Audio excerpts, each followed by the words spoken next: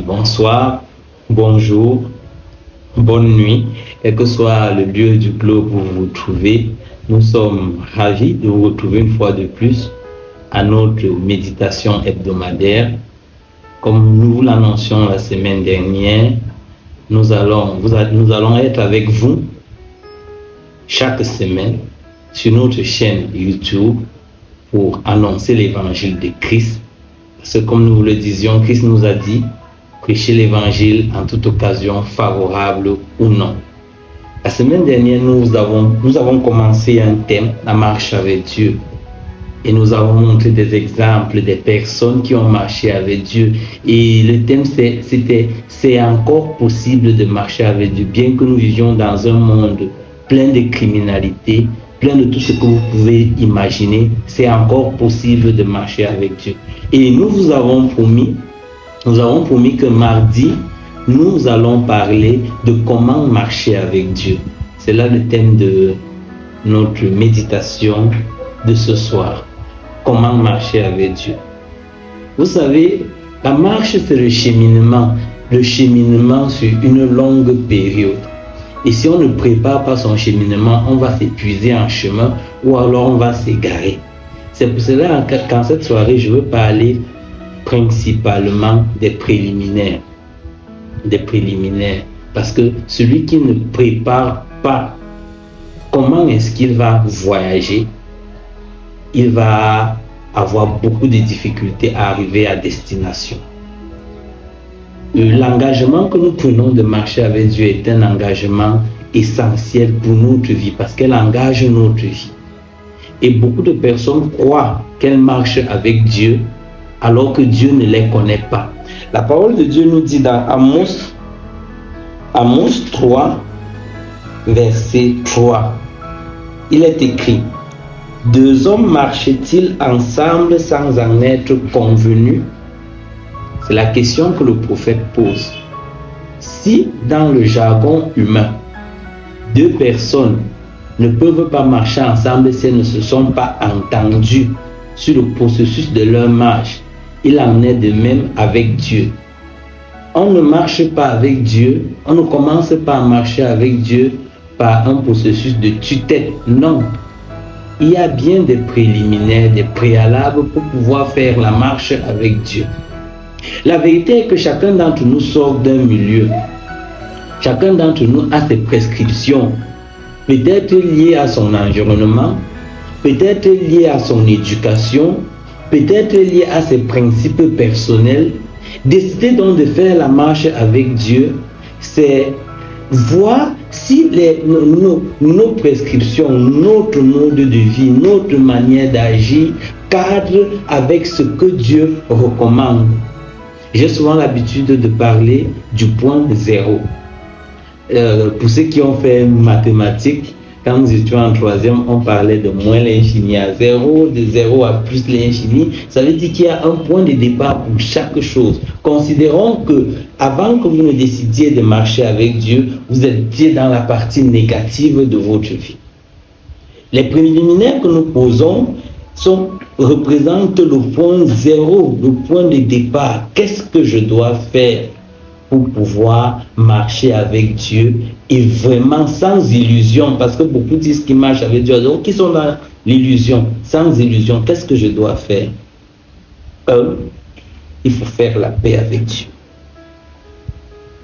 Sais-tu que tes actions ont offensé Dieu, bien que tu ne l'aies pas connu?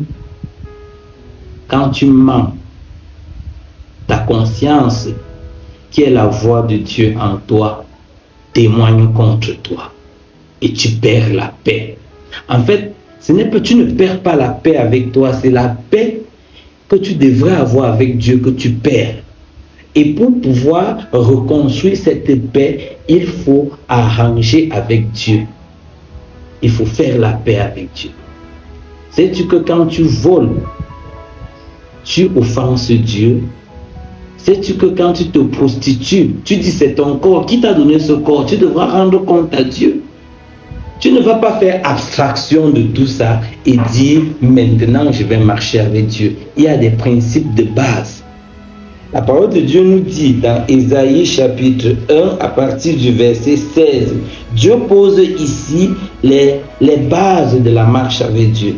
Il dit, lavez-vous, purifiez-vous, ôtez de devant mes yeux la méchanceté de vos actions, cessez de faire le mal. Bien-aimés frères et sœurs en Christ, toi qui me suis pour la première fois, tu dois comprendre que pour marcher avec Dieu, il faut ôter de devant les yeux pour commencer à marcher avec Dieu. Parce que nous allons voir le processus même de marche. Nous sommes sur les préliminaires. Pour commencer à marcher avec Dieu, 1, tu te laves. Tu examines ta vie à la lumière des Saintes Écritures, à la lumière de ta conscience. Je te conseille, toi qui n'as même pas encore lu la Bible, achète la Bible, lis la Bible. Tu n'as pas besoin d'une religion, tu n'as pas besoin d'un prêtre, tu n'as pas besoin d'un pasteur. Ce qui est écrit est net et exact. Ce que Dieu n'aime pas est prescrit dans la parole de Dieu. Tu t'examines par rapport à cette parole de Dieu que tu lis. Et tu te poses la question, est-ce que ce que je fais concorde avec cette parole de Dieu? Et tu te laves. Tu te laves. Ce n'est pas que tu vas aller puiser de l'eau, tu commences à te laver. Non. Tu reconnais ton mal, tu demandes pardon à Dieu parce que Dieu est miséricordieux et compatissant. Chaque fois que tu as perdu la paix à cause de tes actions, c'est Dieu que tu offensais, c'est Dieu. La conscience qui est en toi représente Dieu. Tu demandes pardon sincèrement à ce Dieu-là. Tu regrettes tes actions. Si tu étais menteur, tu dis à Dieu, Seigneur, pardonne-moi. Et tu ne mens plus. Si tu étais voleur, tu dis à Dieu, Seigneur, pardonne-moi, je ne vais plus voler. Et tu fais l'effort de ne plus voler. Si tu te prostituais, tu arrêtes de te prostituer. Tu dis d'abord à Dieu de te pardonner. Dieu peut te pardonner. Dieu peut restaurer la paix que tu as perdue. Même si tu étais dans une secte, Dieu peut te pardonner et enlever tous ces cauchemars, tous ces mauvais rêves que tu as chaque jour. Il y en a des exemples bien précis des personnes qui ont vécu cela, la gloire de Dieu, le pouvoir de la marche avec Dieu.